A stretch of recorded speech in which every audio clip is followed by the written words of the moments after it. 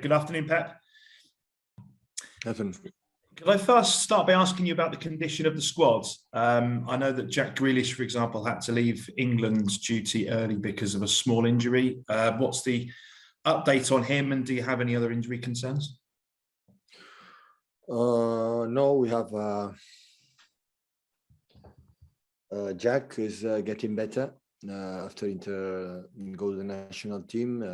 Phil Foden came back with some disturbing with a knock on and problem with his leg, but he's getting better.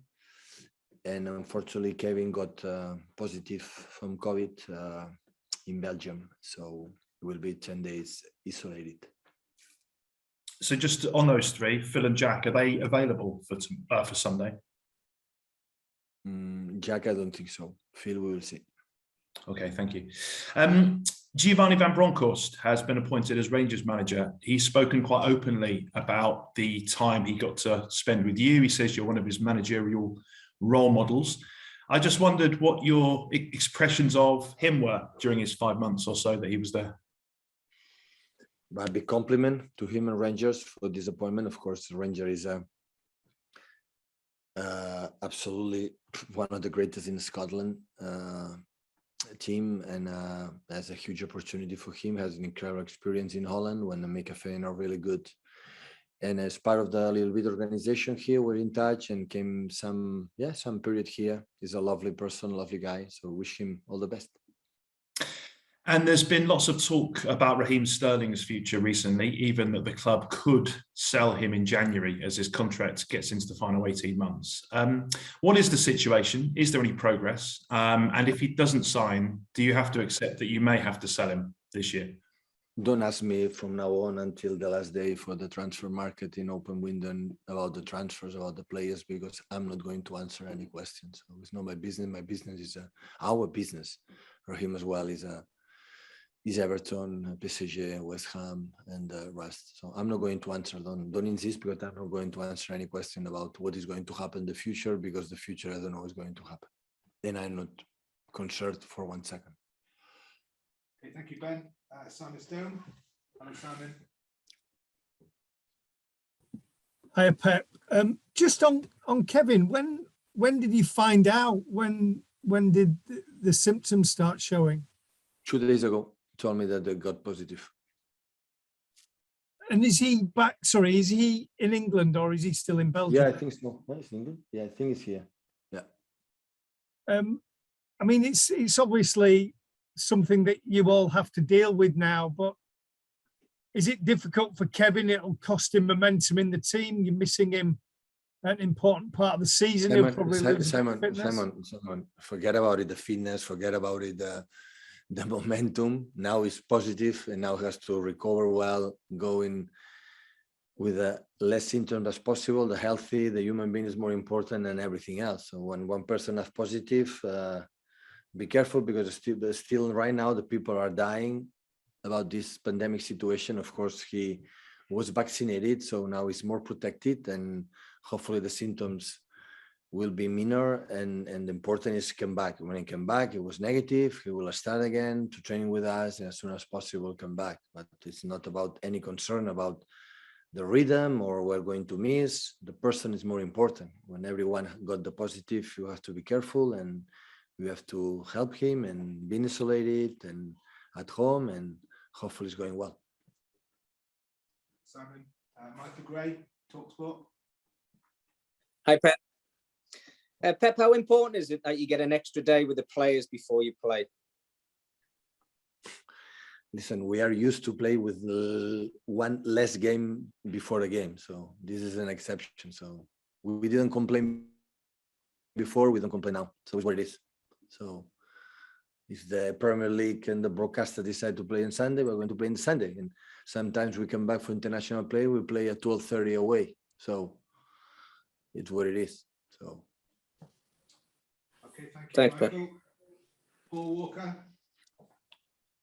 Pep, obviously getting very exciting at the top of the table. I just wondered whether you feel this might be the toughest title race of your career at Manchester City so far. I would not say the previous season when we were champion or we were close to be champion, the title race was not difficult.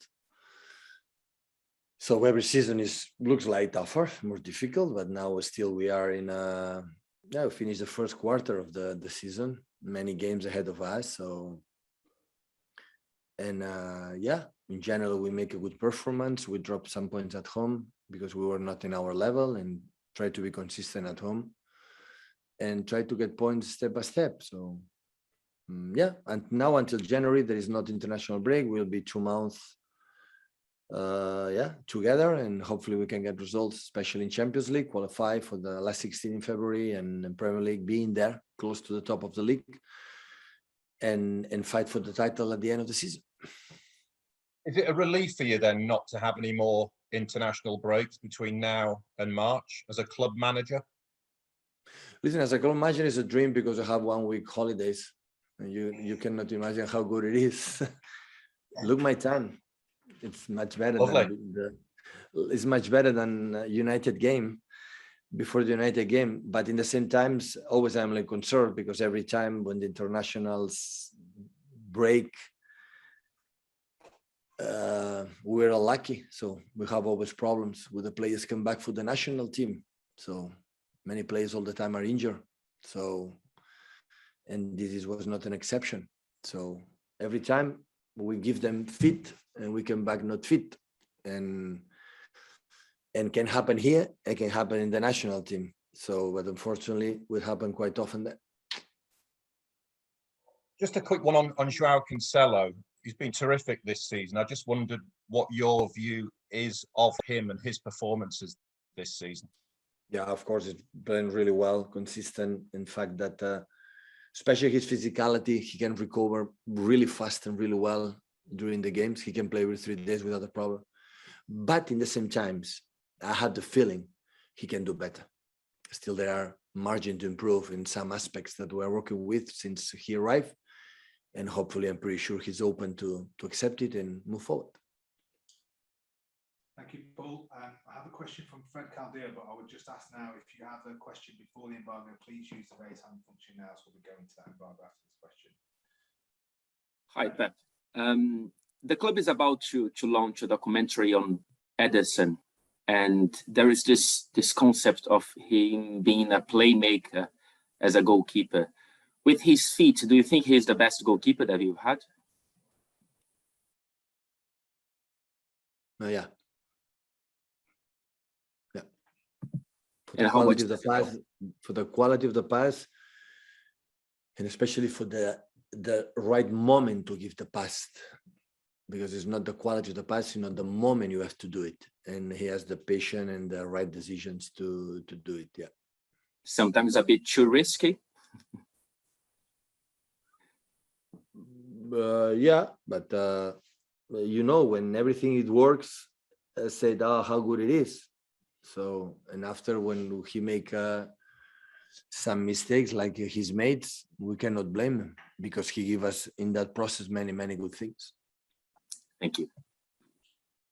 Okay, I've got no raised hands, so I'm going to call the embargo then 10:30 on Saturday evening.